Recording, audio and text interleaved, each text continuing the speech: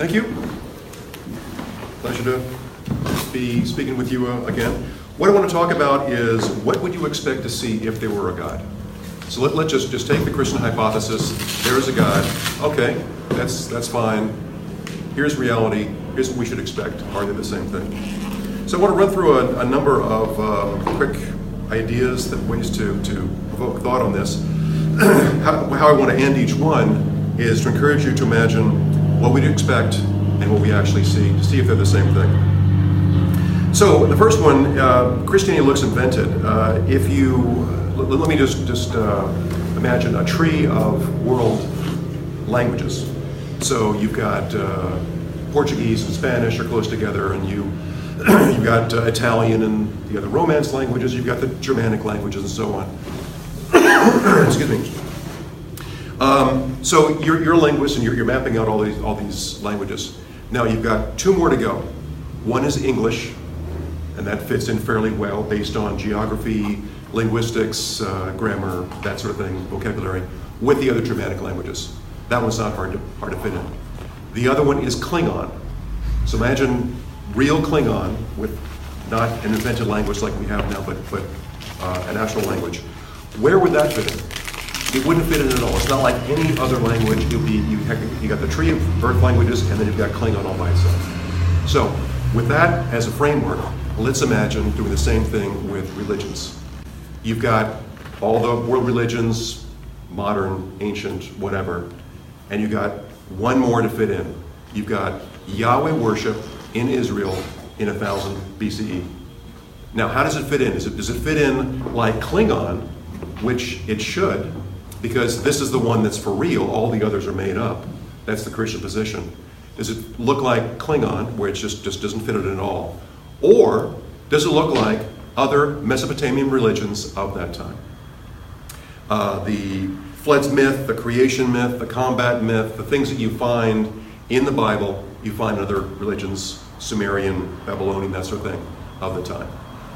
So what would we expect? We'd expect Yahweh worship to look completely different. This is the one that's the real deal. The others are all pretend. What we do find is that Yahweh worship looks like just the other ones, other Canaanite religions of that time. Now, let me give another suggestion, another idea to think about. What would the earth look like if Christianity were true? And what comes to mind for me is Leave It to Beaver.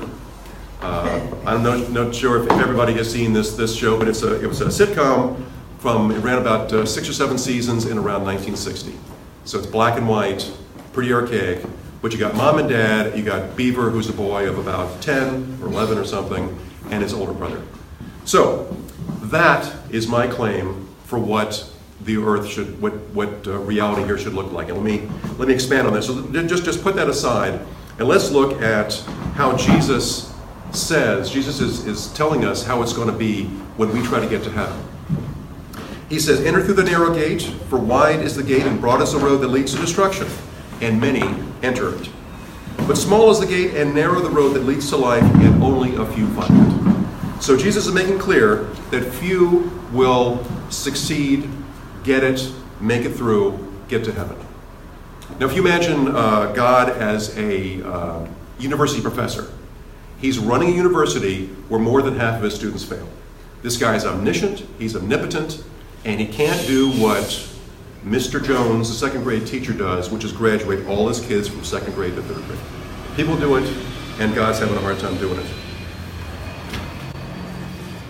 Now, what I propose is that if you had an all-loving God, again, omniscient, omnipotent, he would graduate 100% of his students. He would create a world like Leave It to Beaver. Let's just go back into Leave It to Beaver world and look at a couple of the actual scenarios for some of the stories. Beaver is scheduled to receive an award at school and argues with his parents about whether he needs to wear a jacket and tie. That's called Beaver's Football Award. Beaver and a friend are in charge of the class cookie fund, but another student steals $3. That's called the cookie fund. And finally, Beaver rips his suit pants and lies about it. He's scolded for the lie and tells the truth when he rips the pants of his other suit, but his parents won't believe him. That's called Beaver's Bad Day. Now, the stakes are low, there's learning toward the end, This is something that, you learn something and you move on. It's not hard. This is life with training wheels. That's what God would do if he's going to make sure that everybody's going to succeed. Now, how do things actually work in our world? Little Susie gets smallpox and dies. Susie's bad day. Frank is at work when he feels an earthquake. He makes it home, but he's too late. A tsunami has swept away the entire town, including his family. That's Frank's bad day. Jamie is tormented by homophobic bullying in school and online. He hangs himself at age 14. That's Jamie's bad day, and that's a true story. So the Christians will respond, well, okay, smart atheist guy, how come you think you're so arrogant? You know how it's all going to work. The way we have to respond to Christianity is Christianity's making claims, and we have to do the best we can without appealing to God, without assuming anything, to see if the God claims make sense. So in this case, what would we expect? We would see a world, a school, a classroom where everybody graduates. God's omniscient, omnipotent, shouldn't be hard, and we see something very different, according to the Christian model. Let's move on. Let's think about another question. Why is Christianity conservative? Now, by conservative, I mean respecting traditions, respecting established values, respecting the established order. Now, religions, when you think about it, well, of course they're conservative. Freemasons and other fraternal organizations are conservative. They like this established order. The National Wildlife Federation, other conservation organizations, Constitution, proponents of a certain culture. These are all looking backwards. They're all trying to maintain the status quo. Christianity, obviously being a religion, would make sense that they would be conservative, especially since they have a perfect plan. God gave them a perfect plan. Where are you going to go from there? I mean, you're going to stick with that. You've already reached the conclusion. Obviously, it's going to be conservative. Now, at the same time, when you think about it, there are 45,000 Christian denominations in the world, increasing at a rate of 2 per day. So, seen it from that standpoint, they aren't necessarily conservative, but of course, whenever anybody makes a new branch, a new splinter group, a new congregation, they have a stake in the ground, and they're going to defend that. So, once again, they become conservative. The challenge is, when it comes to social progress, progress means change. It's the opposite. So you see that the challenge that the Christianity has, inherently conservative, and yet if it is going to be leading the charge for slavery, used to be allowed, now it's not. Polygamy used to be allowed, now it's not. Voting and other civil rights used to not be given to women and certain other categories of people, now it is, and so on. Now, clearly Christianity can't be following the latest social fad. And yet Christianity isn't, again, an ordinary institution. This is the one that's got all the answers. I mean, they've looked at the back of the book. They alone have all the answers. So they should be the ones leading the charge. What we should see from Christianity is them saying in the year 300, okay, this is going to be a little bit weird, guys. No more slavery. Women have equal rights, and so on and so on and so on. And that's what you'd expect from the one that has all the answers. They should be leading the charge. What we see, in fact, is them following. Now, what the Christians will say is that Christians and Christian movements have been the driver of change on some of these issues, which is true, but that's not the point. That's not what we're looking for. Have there been Christians who have been on the right side, seen from the standpoint of history, on the right side of polygamy, of slavery, of racism, that sort of thing? Well, sure, of course. That's not the point. What I want to see is Christian denominations speaking with a single voice ahead of society, leading us into places that we're a little bit uncomfortable with. Vegetarianism, slavery, these sorts of things, civil rights. What we should have seen is all this happen 1,000 years ago, or more. When Christianity had the power in the year 300, 400, whatever, in the Roman Empire, they should say, okay, time out, there's a new sheriff in town, new set of rules, and we should have gotten all this social progress painfully applied to us, but it doesn't much matter because, God has the playbook. He understands all the answers. So what we should see is church at the edge of the cutting edge of change, social change, and what we see is, unexpectedly, from Christianity being a man-made religion, we see it being very conservative. We find religions divergent. Let me talk about that. There's a phrase in the Bible, seen in a glass darkly, and by glass they mean mirror. So if you imagine a polished piece of bronze or something which is a pretty poor mirror, but the best you got, that's seen in a glass darkly, seen in a mirror dimly. Let's just take that, let's kind of bend over backwards, try to give Christianity the benefit of the doubt. Obviously, if God exists and he loves us to pieces and he wants to have a relationship with us, he should be here. It should be as obvious as I'm seeing you right here. That's not the case. Let's just set that aside. And again, let's try to meet the Christians more than halfway. Let's imagine that religion, that God is seen in a glass darkly. So we just kind of barely perceive him. What would that look like? You might see Hindus among themselves in their sects kind of moving in a certain direction, kind of gradually moving, maybe they're not even sure why. They're moving in a certain direction, and Christians talk with their Hindu friends and say, we're moving in this direction too. What does this mean?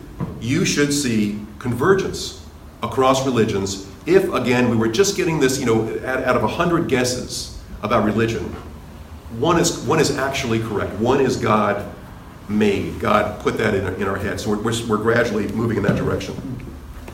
When you look at it, however, you see that religions can't even agree on the number of gods there are, or the name of the gods, or what you got to do to placate these guys. And again, you've got in Christianity, it's true in the other religions as well, 45,000 denominations and counting. America has quite a lot to be proud of in this denomination category. And by the way, on the 45,000 denominations, any new church that refuses to align with a national church, that's a denomination, technically. But we find the big names. And again, America has quite a lot to be proud of here. Christian Science, Seventh-day Adventists, Jehovah's Witnesses, Unitarian Universalists, Salvation Army, Assemblies of God, Messianic Judaism, Shakers, Mormonism, Pentecostalism, outside of Christianity, Rastafari, Church of Satan, cargo cults, Theosophical Society, Wicca, Neo-paganism, UFO cults. This would be things like Raelianism or Heaven's Gate, and so on and so on. There are dozens of new movements each year in the U.S. alone. Major new ideas that don't fit into any other category. So we'd expect to see a convergence, and what we see is nothing of the kind. Now the Christians, let's imagine how they're going to respond to that. They will often say, emphasize Christianity's unique aspects. So for example, if you point out that Christianity has a virgin birth, which was not unique, that happened before. Dying and rising God, also not unique. They're going to say, yeah, but look at the unique features of Christianity. Dionysus was like this and Jesus was like that. They're very different. Yes, that's true, but the virgin birth and the dying and rising God certainly looks like it was a concept that was in the air and was borrowed by Christianity. If your correct religion looks like every other man-made religion, why imagine that it's correct? One other response Christians can make is they might explain away other religions. Oh, those don't count for these reasons. Take those arguments and apply it to Christianity, and Christianity vanishes as well. So let's wrap this one up. What we would expect to see is if we give religion the benefit of the doubt, we should see convergence. Even if it's seen in a glass darkly, we should see convergence, and we're seeing in every religion, we're seeing division, diversification. Moving on, simplicity. The Bible in English has 1 million words. It's nearly 1 million words. Have you ever marveled at that? 1 million words. It's a really big book. I haven't read it. I've just read pieces, and I don't want to read it because it's 1 million words. But why is that? Why did God need so much? Couldn't an omniscient, omnipotent God get the message across in a tenth as much? Couldn't he get the message across in 1,000 words? Couldn't he get the message across so that you could have one sheet of paper on both sides? God, that's all you've got. Distill it down to that. That is what you'd expect. You would expect to see simplicity. Think about veganism, for example. This is a lifestyle. It's got strict rules, and in one sheet of paper, you can list what those rules are. Here's how to be a vegan. Off you go. Why is religion not the same thing? Now, thinking of how long documents are, the U.S. Constitution was groundbreaking at its time. It's governed this country for several centuries. 4,500 words. The UN Declaration of Human Rights is less than 2,000, and the Humanist Manifesto is 800. Now, going down this path, what would this simple Constitution look like? What elements would God's Constitution have? It would be simple and unambiguous because there's just not a lot to it. It would have to be. The personal details of the supernatural, number of gods, their names, how to placate them, that sort of thing would be in there. Any elements of non-obvious morality. Is slavery good or bad? Abortion, is it okay or forbidden? Vegetarianism is mandatory or optional, and so on. The afterlife, what happens? Is there one? Etc. God's purpose for each person. And finally, what do we need to know about the future? That strikes me as being the essentials of what a God's Constitution should look like. Now, somewhere in there, you've got to have a reason to believe. And again, an omniscient God is going to surprise us with how wise this document is, and very likely in that 1,000 words, you're going to have some clear evidence to show that this guy actually exists. What do we see when we compare this imaginary document with the Bible? What does the Bible have in addition that is chaff with respect to this that we wouldn't need anymore? The history of the Israelites and the Jews, and then the Christians. This is the blog of the Israelites about all their wars and all their fighting and how the Israelites misbehaved and that sort of thing. God's actions. God's actions are important only because there's so little clear information that it's mined by scholars today for information about God. But again, a Constitution that was clear wouldn't need that. Just so stories. You might know that the Moabites and Ammonites, they're terrible people, you know. They're always hassling the Israelites. Well, I'll tell you why that's the case. Because they're the result of Lot having sex with his daughters. They're disgusting. That's why they're so bad, etc., etc. These are, why is this place named this? That sort of thing. Ideas borrowed from other cultures. The Sumerian cosmology, the water above and below the earth, the flood, the dying and rising of gods, virgin birth, that sort of thing. Contradictions. If you're going to have 1,000,000 words and it's going to be written by ordinary people, it's going to be full of contradictions. We've got 2 creation stories. We've got 2 David and Goliath, two Goliath stories actually. Goliath is killed twice. You've got 2 flood stories that are intermixed. And finally, you wouldn't have an evolving message.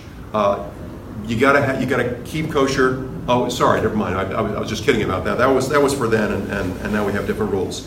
Jesus didn't exist before, and now he does. We used to sacrifice animals, now we don't. We used to be works-based, now we're faith-based, and based, and so on. If you've read the book of Revelation, it's just like Salvador Dali. 24 elders, there's 4 living creatures, there's a scroll with 7 seals, different things happen when you break each one. There's 7 trumpets, and there's different disasters with the sounding of each one. There's 7 bowls, and something else bad happens with the pouring of each one. There's 4 horsemen. There's the spiritual figures. There's the beast, etc., etc. This is the kind of crazy fan fiction you find in a book that's not inspired by an actual God. You might have heard of the Bible Answer Man. Why would you need a Bible Answer Man? It should be obvious. I mean, the omnipotent, omniscient God inspired the book. It should all just be plain. It should be unambiguous. It's not. It's not even close. Does Jesus have a human body or a spirit body? What about all the crazy bad stuff that God does in the Old Testament? Why isn't God obvious, and so on? You've probably heard of the Council of Nicaea. That's one of the councils where they did things like eliminate heresies and decide that the Trinity is a thing and which books are in the Bible. There were 21 ecumenical councils where they have to figure out, okay, we got this party in the church and that party in the church, how are we going to resolve all this? Now they might, the Christians might respond that you can distill it down. You've got a Chick tract that's a distillation. The problem is, of course, you've still got the Bible. Why, again, with a perfect God who could distill this down, give us a blog instead? So what I'm arguing for is a different genre. If a God actually existed, we should see it written as a constitutional document as opposed to what we see now. Let me close with one more. Let's imagine Christianity without indoctrination. So in society today, we have adult activities: voting, driving, drinking, alcohol, smoking, that sort of things. These are fine except for smoking, maybe even alcohol. But we have adult things. And kids just don't do that. You're not mature enough to handle that. When you're 18, fine.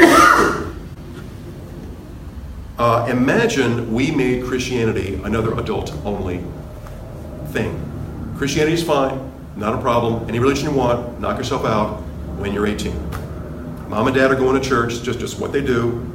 You know, they have parties, they drive, just not for you. When you're 18, not a problem. Now what we see instead is, I can't count how many times I've listened to a Christian podcast or read a blog post where they are lamenting, where they're wringing their hands. Kids are going to college and they're being talked out of their religion. And yeah, I understand that, and that is what happens, but why should that be a problem? You're going to go to college, you're going to learn critical thinking skills, you're going to come out, and you know, with your new improved thinking skills, you're going to embrace Christianity even more because it's true, right? Christianity, they're going to be even better able to see the truth of Christianity. You shouldn't be afraid of college. Christians should be embracing it. And of course, they don't see it that way. The problem is that adults have what you might call a nonsense detector, a BS detector. You hear some crazy, you never heard of Scientology? Let me tell you how Scientology works. You're just going to be laughing at the end of it. Just crazy stuff. The value of indoctrinating as children is that kids don't have that. They're gullible, as evolution probably meant them to be. When the parents say, don't do that, we really don't want to go over it more than once. Don't eat that, don't touch that, just do what I say, and that's a good survival mechanism. There's a Jesuit maxim, give me a child until the age of 7 and I will give you the man. So they're admitting this.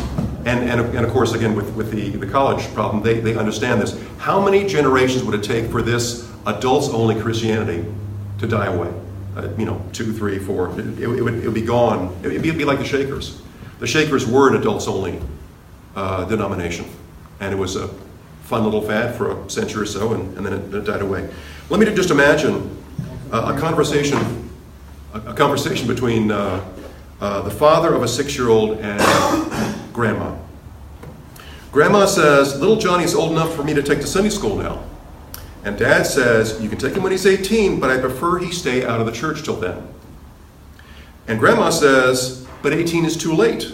By then he'll be set in his ways. He won't accept the truth then. He won't accept the truth then. Well, grandma knows that you have to put this stuff in the kids' heads before they become adult, before they are skeptical, before they have critical thinking skills. What kind of truth is it that must be taught before someone is mature, before their nonsense detector is active?